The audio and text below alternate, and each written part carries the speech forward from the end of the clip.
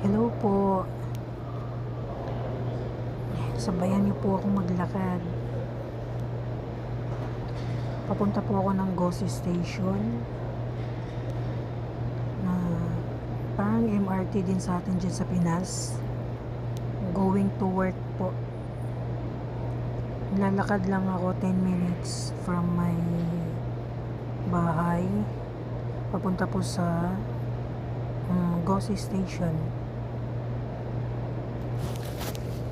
Alam niyo kasi guys, kapag mag-metro ka dito or MRT sa atin, mas makakamenos ka. Kasi 4 SR lang ang binabayad mo. Kumbaga parang wala mang 50 pesos ata. Mga ganon yung binabayad mo. O may mga 50 pesos din, mga ganyan din. Mga ganon lang. Kaysa mag-taxi ka dito guys, ang mahal. Kahit 18 to 20 minutes lang papunta sa workplace ko, malaki ang sinisingil nila.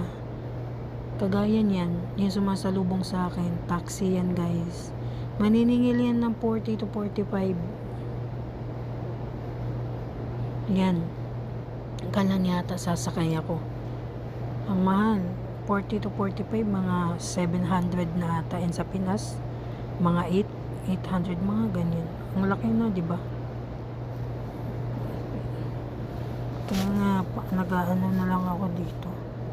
Parang, gaya sa Pinas, MRT. Dito naman, metro ang tawag. Walking distance lang siya sa bahay ko. Kaya din nakapag-exercise tuwing morning. Kita niyo yung mga pusa, day. Mga guys, pinapakain namin yan. Yung mga Pilipina dito.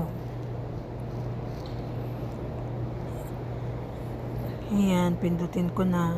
Antayin ko na mag-open. Ayan siya, bye na guys.